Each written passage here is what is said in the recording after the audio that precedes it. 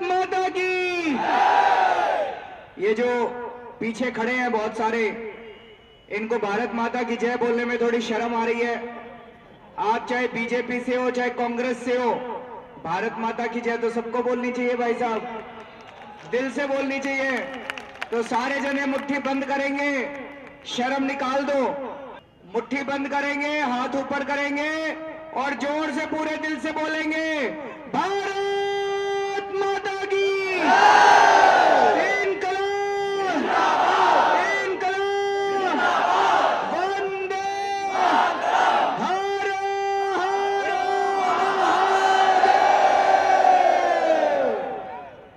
दोस्तों, बहनों, भाइयों, माताओं, बुजुर्गों, आप सब लोगों का तहे दिल से शुक्रिया। इतना मान सम्मान दिया आपने, प्यार मोहब्बत दी, बहुत बहुत शुक्रिया। दोस्तों, मैं दिल्ली से आया हूं, वाराणसी से चुनाव लड़ रहा हूं, तो एक मन में सबके प्रश्न तो उठता है, भाई वाराणसी से चुनाव क्यों लड़ रहा हूं। दोस्तों, इस बार किस्मत ने, भगवान ने, ईश्वर ने, अल्लाह ने इस देश की किस्मत की चाबी वाराणसी के लोगों के हाथ में दे दी है। वाराणसी के लोग इस देश की किस्मत बदल सकते हैं। इस बार मैं आप लोगों के सामने झोली फैला के भीख मांगने के लिए आया हूं कि इस देश को बचा लो। दोस्तों, इस बार का चुनाव अभी तक क्या होता था, एक बार हम बीजेपी हटाते थे, एक बार कांग्रेस हटाते थे, एक बार बीजेपी हटाते थे, एक बार कांग्रेस हटाते थे। इस बार का चुनाव देश में व्यवस्था परिवर्तन कर सकता है। सत्ता परिवर्तन के बजाय इस बार हम व्यवस्था परिवर्तन कर सकते हैं। कैसे कर सकते हैं, मैं अभी 5 मिनट बाद बताऊंगा। लेकिन सबसे पहले हमें यह समझने की जरूरत है कि इस देश के जितने नेता हैं, ये जितनी पार्टियां हैं, ये सारे के सारे, इन सबका चरित्र एक जैसा है जी। ये सारे के सारे एक जैसे हैं। नरेंद्र मोदी जी, राहुल गांधी जी, सोनिया गांधी जी, डॉक्टर मनमोहन सिंह, अरुण जेटली जी, सुषमा स्वराज जी, आडवाणी जी, मुलायम सिंह जी, सारे के सारे एक जैसे हैं भाई साहब। वोट हमसे लेके जाते हैं और जीतने के बाद ये नौकरी करते हैं मुकेश अंबानी की।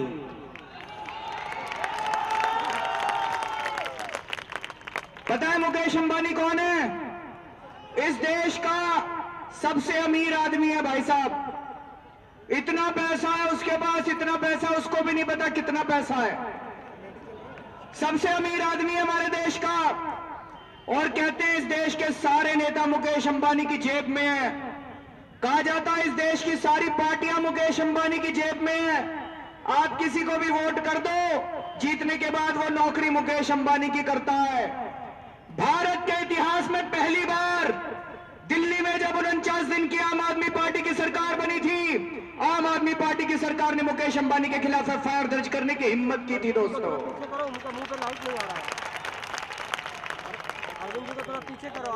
ये सारे के सारे मिले हुए मुकेश अंबानी से। आप जिसको मर्जी वोट दे दो, चाहे कांग्रेस को वोट दे दो, चाहे बीजेपी को वोट दे दो, जीतने के बाद ये नौकरी करते हैं मुकेश अंबानी की। मैं आपको कुछ उदाहरण देना चाहूंगा। अभी गुजरात गया था मैं थोड़े दिन पहले, 26 जिलों में गए हम लोग, 26 जिलों में गुजरात के। वहां की जनता ने बताया, किसानों ने बताया कि नरेंद्र मोदी जी ने किसानों की जमीनें छीन छीन के मुकेश अंबानी को और अडानी को 1 रुपए मीटर के हिसाब से दे दी है। ये विधानसभा में, गुजरात की विधानसभा में प्रश्न के जवाब में नरेंद्र मोदी जी ने कहा है, उन्होंने माना है कि हां, हमने अडानी को 1 रुपए मीटर के हिसाब से जमीन दी है। भाई साहब, 1 रुपए में तो आजकल कुछ नहीं आता, जमीन मिलनी तो बहुत दूर की बात है। दोस्तों, मैं एक गांव में गया, वहां के किसानों ने बताया गुजरात में कि जी 5 साल पहले अडानी की कंपनी के लोग आए थे, हमारे को डराया धमकाया, फिर नरेंद्र मोदी जी ने अपनी पुलिस भेज दी और हमारी जमीनें छीन ली। आज तक 1 पैसे का मुआवजा नहीं मिला। मैं दूसरे गांव में गया, दूसरे गांव में लोगों ने बताया कि जी हमारी 50 लाख रुपए एकड़ का भाव था जमीन का, 1 लाख रुपए एकड़ का मुआवजा दिया और हमारे को हमारी जमीनों से बेदखल कर दिया गया। वहां पे किसानों की जमीनें छीन छीन के अंबानी को और अडानी को 1 रुपए मीटर के हिसाब से दे दी।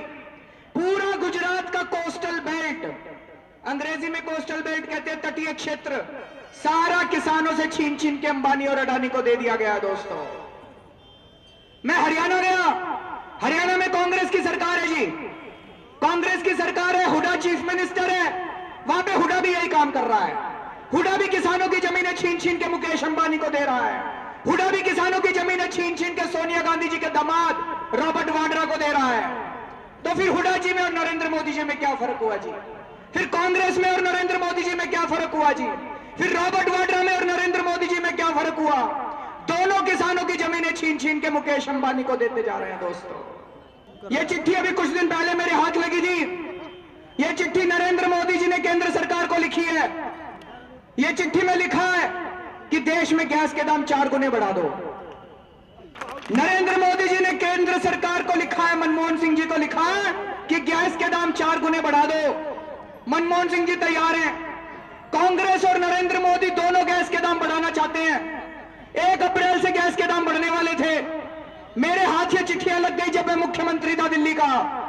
मैंने पता कराया भाई ये गैस के दाम क्यों बढ़ा रहे हैं, तो पता चला मुकेश अंबानी के गैस के कुएं हैं, उसको फायदा पहुंचाने के लिए गैस के दाम बढ़ाए जा रहे हैं।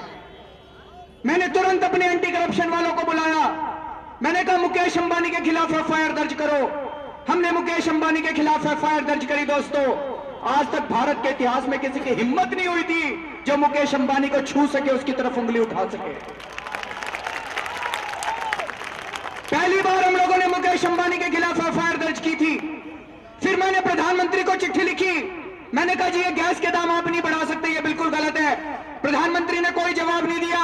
मैंने चुनाव आयोग को चिट्ठी लिखी। मैंने कहा जी चुनाव तो रोक दो, गैस के दाम, जनता मर जाएगी, रोटी खानी मुश्किल हो जाएगी, बच्चे पालने मुश्किल हो जाएंगे। भाई साहब, चुनाव आयोग को मेरी बात ठीक लगी। उन्होंने 2 महीने के लिए गैस के दाम बढ़ाना रोक दिया है। 2 महीने के लिए रुक गए आपके गैस के दाम। लेकिन मैं आज आपको कहने के लिए आया हूं कि अगर आपने नरेंद्र मोदी जी को वोट दिया, अगर आपने कांग्रेस को वोट दिया, राहुल गांधी को वोट दिया, तो चुनाव के बाद आपके गैस के दाम 4 गुने बढ़ने वाले हैं। और गैस के दाम नहीं बढ़ेंगे जी। इसी गैस से बिजली बनती है, बिजली के दाम भी 4 गुने हो जाएंगे। इसी गैस से खाद बनती है, खाद के दाम अगर बढ़ गए तो खाने पीने की सारी चीजों के दाम बढ़ जाएंगे। गेहूं, चावल, दाल, सब्जियां, हर चीज के दाम बढ़ जाएंगे। दोस्तों, तो इस चुनाव में आपको तय करना है। अगर आपने नरेंद्र मोदी जी को या कांग्रेस को वोट दिया तो चुनाव के बाद आपकी भारी महंगाई होने वाली है।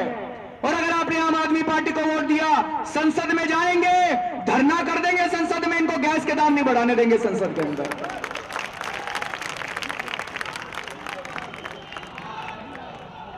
ये कांग्रेस और बीजेपी वाले मुकेश अंबानी की नौकरी क्यों करते हैं? तो हमने पता किया तो पता चला नरेंद्र मोदी जी की मुकेश अंबानी से बहुत अच्छी दोस्ती है।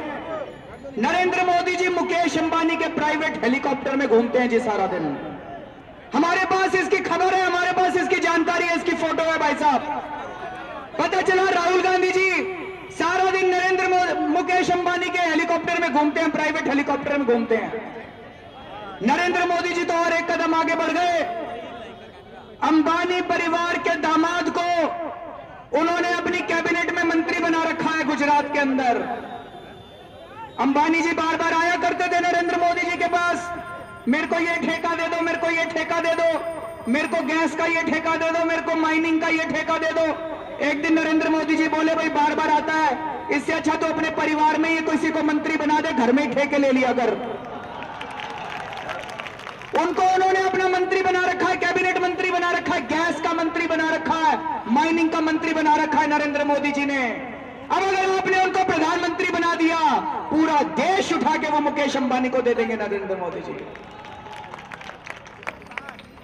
आज हम मनमोहन सिंह जी से क्यों नाराज हैं?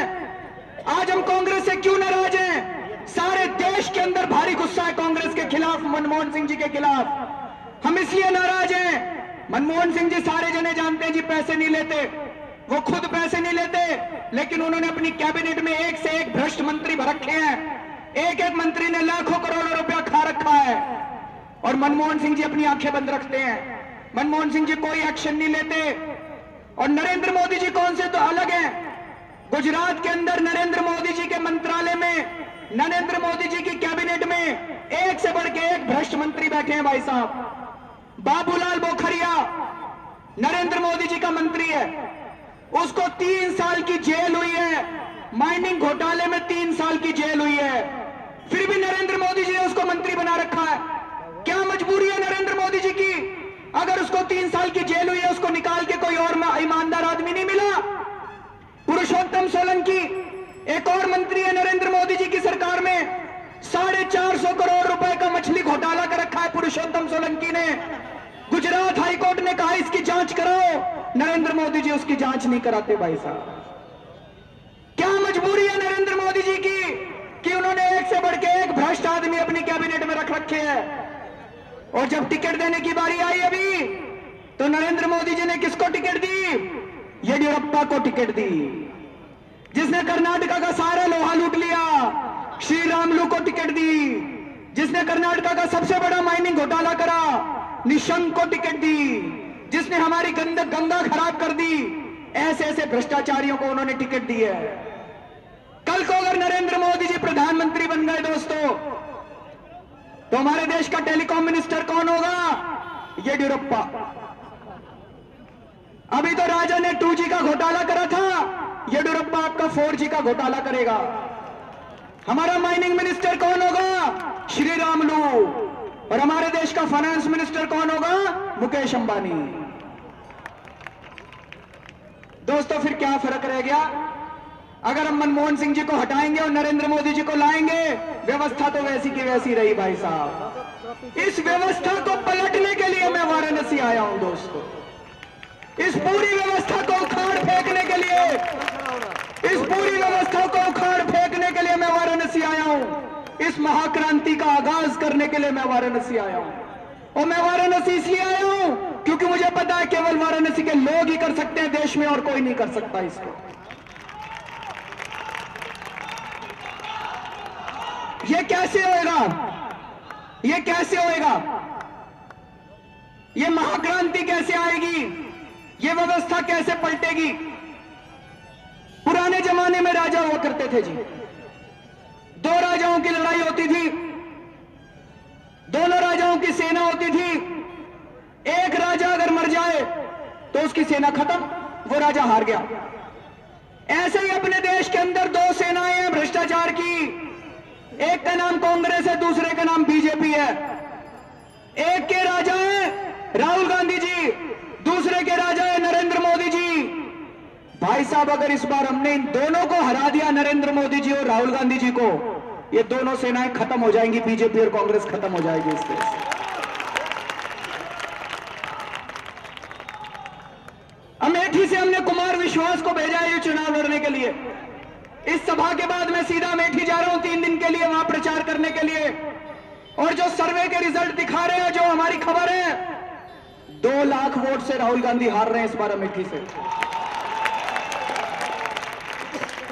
2 लाख वोट से हार रहे हैं।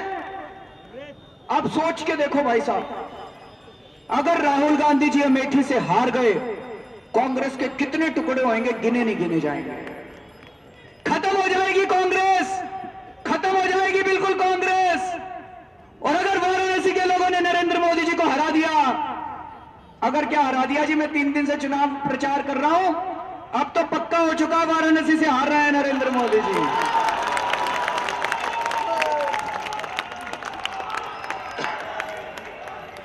जब वाराणसी से नरेंद्र मोदी जी हारेंगे, तो आप सोच के देखो उसके बाद बीजेपी का क्या हाल होएगा? टुकड़े टुकड़े हो जाएंगे बीजेपी के, खत्म हो जाएगी बीजेपी और कांग्रेस इस देश के अंदर, खत्म हो जाएगी बीजेपी और कांग्रेस इस देश के अंदर। भूचाल आ जाएगा राजनीति के अंदर, समुद्र मंथन होगा, और उसी समुद्र मंथन में से अमृत निकलेगा, नई किस्म की राजनीति पैदा होगी दोस्तों। उसी में से नई किस्म की राजनीति पैदा होगी। 1 साल तक ये छोटी छोटी पार्टियां लड़ेंगी सारी आपस में, मुलायम सिंह यादव, मायावती, जयललिता, करुणानिधि लड़ेंगे आपस में। और 1 साल के बाद दोबारा चुनाव होंगे, जिसमें सच्चे और ईमानदार लोग संसद के अंदर जाएंगे।